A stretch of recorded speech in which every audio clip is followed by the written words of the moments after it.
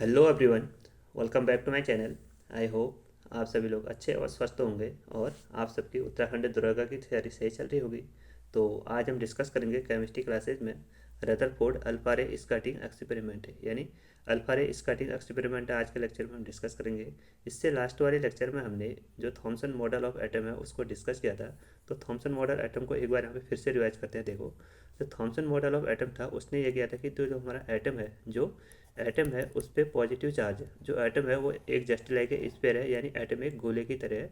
उसमें positive charge क्या हुआ है, यूनिफॉर्मली डिस्ट्रीब्यूट होता है, यानी पॉजिटिव चार्ज इस एटम में चारों ओर डिस्ट्रीब्यूट होता है। और जो इलेक्ट्रॉन होते हैं वो उस पॉजिटिव चार्ज, जो इलेक्ट्रॉन होते हैं वो यूनिफॉर्मली डिस्ट्रीब्यूट में वो इम्बेडेड रहते हैं, यानी इलेक्ट्रॉन इस स्फीयर में धसे हुए रहते हैं। ठीक है। तो यहाँ पे उन्होंने ये देखा कि जितना पॉजिटिव चार्ज है उतना ही नेगेटिव चार्ज भी होता है। तो जितना पॉजिटिव चार्ज है उतना ही नेगेटिव चार्ज है, तो एटम क्या हो गया हमारा, न्यूट्रल हो गया। ठीक।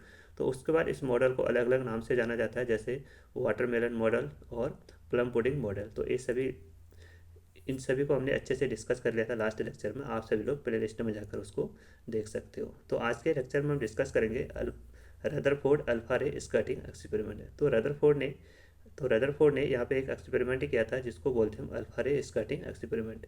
तो इन्होंने अपने एक्सपेरिमेंट में एक तो अल्फा रे को लिया, एक तो अल्फा रे के पार्टिकल को लिया, और साथ ही साथ इन्होंने एक गोल्ड की फॉइल को लिया था।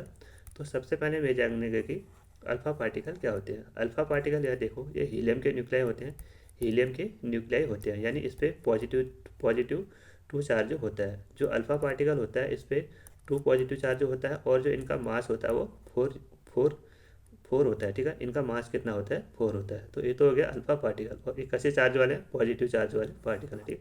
उसके बाद सेकंड है, यहाँ पे उन्होंने गोल्ड फॉयल को ही क्यों सेलेक्ट किया और अदर आइटम को क्यों सेलेक्ट नहीं किया, क्योंकि यहाँ पे जो गोल्ड फॉयल है उसकी मेलेबिलिटी सबसे ज़्यादा होती है। मेलेबिलिटी क्या होती है, मेटल की एक प्रॉपर्टी होती है जिसमें हम मेटल को उसके किसी किसी हैमर से पीट कर उसको लंबे उसके छोटे उसको चादर के रूप में, पतली थी चादर के रूप में, यानी थिन शीट के रूप में परिवर्तित कर सकते हैं। तो उसको बोलते हैं प्रॉपर्टी ऑफ मेलेबिलिटी। ठीक है। तो उसको बोलते हैं मेलेबिलिटी।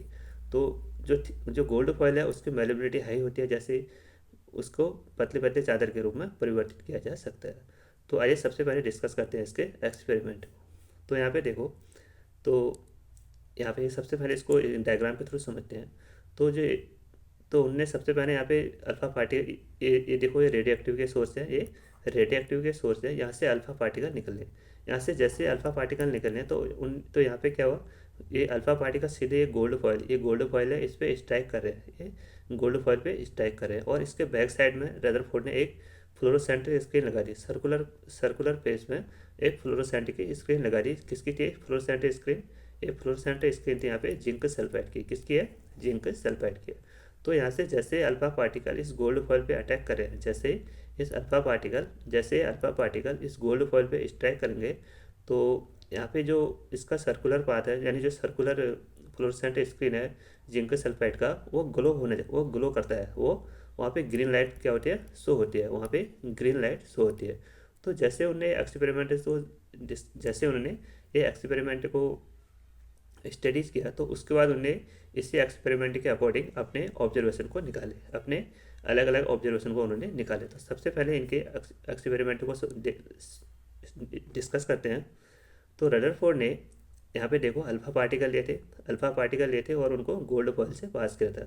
और उसके बैक साइड में, गोल्ड फॉइल के बैक साइड में एक सर्कुलर फ्लोरोसेंट की स्क्रीन लगा दी। किसकी, जिंक सल्फाइड की स्क्रीन लगा दी। और अल और उस पॉइंट पे जहाँ पे अल्फा पार्टिकल जहाँ पे अल्फा पार्टिकल वो जहाँ पे अल्फा पार्टिकल स्ट्राइक कर रहे थे ग्रीन वो फ्लोरोसेंट के स्क्रीन पे, तो वहाँ पे ग्रीन लाइट ग्लो हो रही थी, वहाँ पे ग्रीन लाइट ग्लो हो जा रही थी।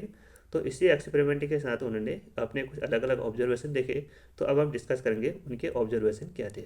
तो आइए सबसे पहले उसको एग्जाम्पल के थ्रू डिस्कस करते हैं।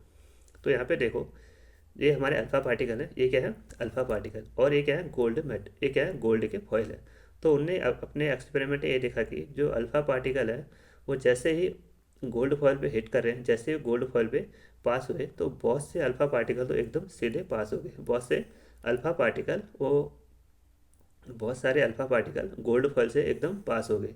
और कुछ अल्फा पार्टिकल ऐसे थे वो जैसे उनको गोल्ड फॉइल से पास किया तो वहाँ पे वो वाइडर एंगल में डिफ्लेक्टेड हो गए, यानी बहुत कम एंगल में वो डिफ्लेक्टेड हुए। और कुछ पार्टिकल ऐसे थे जैसे वो अल्फा पार्टिकल से टकराए और सीधी उसी उसी फेस में वो बैक आ गए, यानी जैसे अल्फा पार्टिकल गए और वैसे ही बैक आ गए। तो 180 एंगल में वो क्या हो गए, बैक आ गए। तो उनने इस एक्सपेरिमेंट के बाद, इन ऑब्जर्वेशन को देखने के बाद अपने अलग अलग कंक्लूजन निकाले।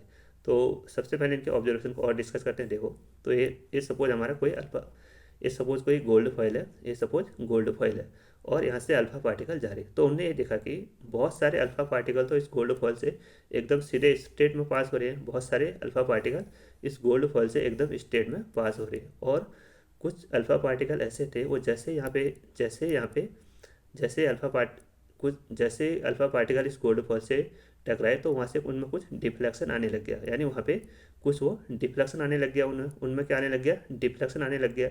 यानी वहाँ पे बहुत कम एंगल में वो डिफ्लेक्टेड हो गए, यानी वहाँ पे परावर्तित होने लग गया।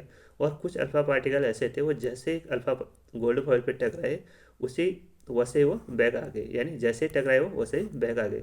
इसमें लगभग 2000 में से लगभग 1 अल्फा पार्टिकल ऐसा था जो सीधे बैक आ गया था, ठीक है, यानी 180 एंगल में बैक आ गया था।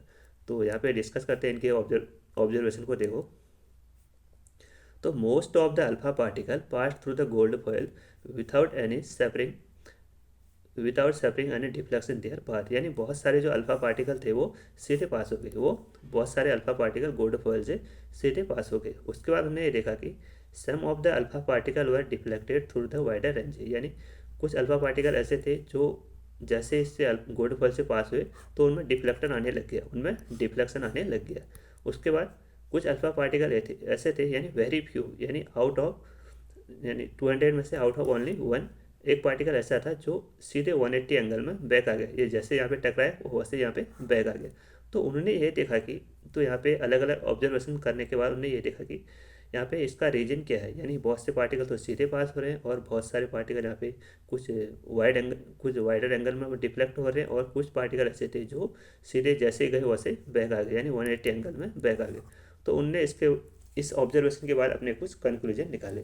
तो इसके कंक्लूजन मोस्ट इंपॉर्टेंट है, आप सभी लोग उसको ध्यानपूर्वक देखें। तो आइए डिस्कस करते हैं। एक मिनट। तो सबसे पहले तो इस तो सबसे पहले हम यहाँ पे थॉमसन मॉडल को भी डिस्कस करते हैं। यहाँ पे देखो, तो थॉमसन का मॉडल ये था कि एक पॉजिटिव चार्ज क्या है, एक स्फीयर की तरह है। पॉजिटिव चार्ज एक जो एटम हो स्फीयर की तरह है, उस पर पॉजिटिव चार्ज यूनिफॉर्मली डिस्ट्रीब्यूट होता है। पॉजिटिव चार्ज यूनिफॉर्मली डिस्ट्रीब्यूट होता है, यानी जो पॉजिटिव चार्ज है वो एटम के चारों ओर डिस्ट्रीब्यूट रहता है और जो उस पर इलेक्ट्रॉन होते हैं वो उस पर इम्बेंडेड रहते हैं, यानी धंसे हुए रहते हैं। तो यहाँ पे देखो, ये पॉजिटिव चार्ज है और अल्फा पार्टिकल पे कैसा चार्ज होता है, पॉजिटिव चार्ज होता है।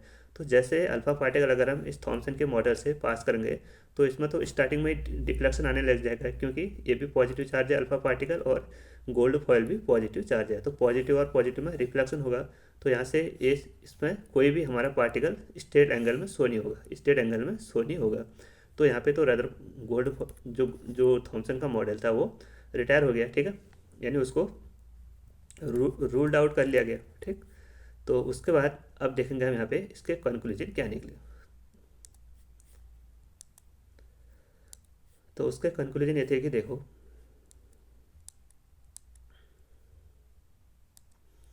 Since most of the alpha particle pass through the gold foil, बहुत सारे अल्फा पार्टिकल क्या थे वो गोल्ड फॉइल से एकदम पास हो जा रहे थे।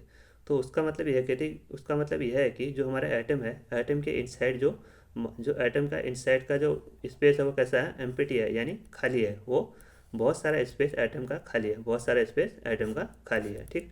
तो यहाँ पे लिखा भी है, देखो, most of the space inside the atom is empty, यानी बहुत सारा स्पेस एटम का क्या है, खाली है। उसके बाद उनने ये देखा कि कुछ एटम कुछ अल्फा के पार्टिकल जैसे गोल्ड फॉइल से टकराए तो वो सीधे डिफ्लेक्टेड हो गए, वो कुछ वाइडर एंगल में डिफ्लेक्टेड हो गए। तो यहाँ पे लिखा भी देखो, alpha particle which are heavy and carry 2 unit charge, which are carry 2 unit charge, alpha particle पे 2 यूनिट चार्ज होता है, could only be deflected by some heavy and positive charge body inside the atom. तो यहाँ पे इसका कहने का मतलब ये था, जैसे हम अल्फा पार्टिकल इस गोल्ड फॉइल से पास होते हैं तो कुछ अल्फा पार्टिकल ऐसे थे, क्योंकि इस पे अल्फा पार्टिकल पे पॉजिटिव चार्ज होता है, तो जैसे ये गोल्ड फॉइल से पास हुए या तो गोल्ड फॉइल से जैसे पास हुए तो यहाँ पे कुछ डिफ्लेक्शन आना स्टार्ट हो गया।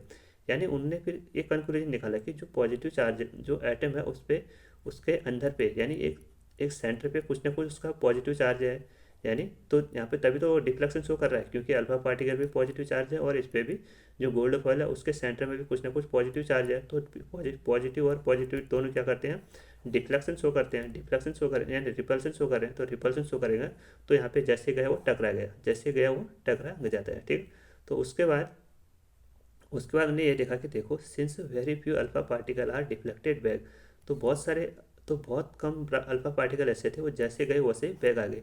तो कुछ अल्फा पार्टिकल जैसे गए वैसे ही बैक आ गए। तो उनने ये देखा कि तो एटम यहाँ से जा तो रहा है बट बैक क्यों आ रहा है, क्योंकि जो अल्फा पार्टिकल है उस पर तो पॉजिटिव चार्ज है। तो उनने ये देखा कि कहीं ना कहीं जो एटम है उसके उसके सेंटर में भी कुछ ना कुछ मास है, उसके सेंटर में भी कुछ ना कुछ पॉजिटिव चार्ज पार्टिकल है। तो जैसे ये पार्टिकल यहाँ पे गया उस पर यहाँ पे रिफ्लेक्शन आ गया, यानी अल्फा पार्टिकल यहाँ से पॉजिटिव रूप में गया और गोल्ड फॉइल में भी पॉजिटिव चार्ज है। तो पॉजिटिव और पॉजिटिव में कैसा हो गया, पॉजिटिव और पॉजिटिव में रिपल्सन हुआ। तो वहाँ से अल्फा पार्टिकल क्या हो गए, बैक हो गए। तो उनने ये देखा कि जो पॉजिटिव चार्ज है वो कौन सा है। उसके बाद a very few alpha particle are deflected back, कुछ अल्फा पार्टिकल बैक आ गए। दिस हैवी, तो उन्हें ये देखा कि this heavy and positively charge particle body inside the atom must be very small in volume. तो उन्हें ये देखा कि जो एटम है गोल्ड के फॉइल में उस पर कुछ उसके सेंटर पे कुछ ना कुछ मास है, वो उसके सेंटर पे कुछ ना कुछ वेरी स्मॉल अमाउंट में क्या है, मास है, क्योंकि तभी तो यहाँ से अल्फा पार्टिकल जैसे गए वैसे बैक आ गए। तो उसके बाद उन्होंने ये देखा कि जो एटम के इनसाइड में वेरी स्मॉल मास है यानी very small positively charge particle है, इसको बोलते हैं न्यूक्लियस। इसको क्या बोलते हैं, न्यूक्लियस। तो न्यूक्लियस की खोज यहीं से हुई थी। न्यूक्लियस की खोज किसने की थी, रदरफोर्ड ने की थी। ठीक है, तो यहाँ से न्यूक्लियस की खोज होगी। ठीक, तो उनने क्या देखा कि देखो जो एटम है उसके सेंटर पे एक हैवी पार्टिकल है, हैवी चार्ज पार्टिकल है। तो उसका मास कितना है, उसका मास बहुत ही छोटा है। तो उनने ये देखा कि जो एटम होता है उसके सेंटर पे एक वेरी स्मॉल अमाउंट में मास कंसनट्रेट रहता है और बहुत ही डेंस होता है, रिजिड होता है, यानी वेरी हार्ड होता है। ठीक है, तो वहाँ पे पॉजिटिव चार्ज डिस्ट्रीब्यूट रहता है। ठीक है, वहाँ पे रदरफोर्ड ने तो ये देखा कि जो एटम है उस पर पॉजिटिव चार्ज उसके सेंटर पे होता है। और जो थॉमसन है उसने ये देखा कि जो एटम है उस पर पॉजिटिव चार्ज यूनिफॉर्मली डिस्ट्रीब्यूट रहता है, ठीक है, तो यहाँ पे थॉमसन का मॉडल रूल्ड आउट हो जाता है। तो उसके बाद यहाँ पे देखो this heavy rigid and positively charge particle body inside located with in the atom was called nucleus. तो उनने उसको क्या नाम दिया, न्यूक्लियस। ये एटम है, इसके सेंटर पे कुछ पॉजिटिव चार्ज पार्टिकल जो कैसा है, हैवी है, रिजिड है, हार्ड है, यानी पॉजिटिव चार्ज वाला पार्टिकल। यानी एटम न्यूक्लियस पे कैसा चार्ज है, पॉजिटिव चार्ज। तो जैसे अल्फा पार्टिकल गए यहाँ से बैक आ गए। तो इस पॉजिटिव चार्ज को क्या बोलते हैं, इस पॉजिटिव चार्ज को बोलते हैं न्यूक्लियस। उसके बाद यहाँ पे उन्होंने ये देखा कि अपने एक्सपेरिमेंट के बाद जो एटम का साइज है वो न्यूक्लियस के साइज से बहुत ज़्यादा है। यानी जो size of nucleus is very small as compare to the size of the atom. तो यहाँ पे ये तो न्यूक्लियस है और ये एटम है, तो एटम का size as a compare to nucleus is very high. या आप कह सकते हो जो न्यूक्लियस का साइज है वो एटम के साइज की तुलना में वेरी स्मॉल है। तो उन्होंने ये एक्सपेरिमेंट में ये देखा कि जो एटम का साइज है वो 10⁻⁻15 नैनोमीटर होता है, और जो एटम का साइज होता है वो 10 जो एटम का साइज होता है वो 10⁻10 नैनोमीटर होता है, और जो न्यूक्लियस का साइज होता है वो 10⁻15 नैनोमीटर होता है। तो यहाँ से देखो, यहाँ से कितना गैप आ रहा है, यानी जो एटम का साइज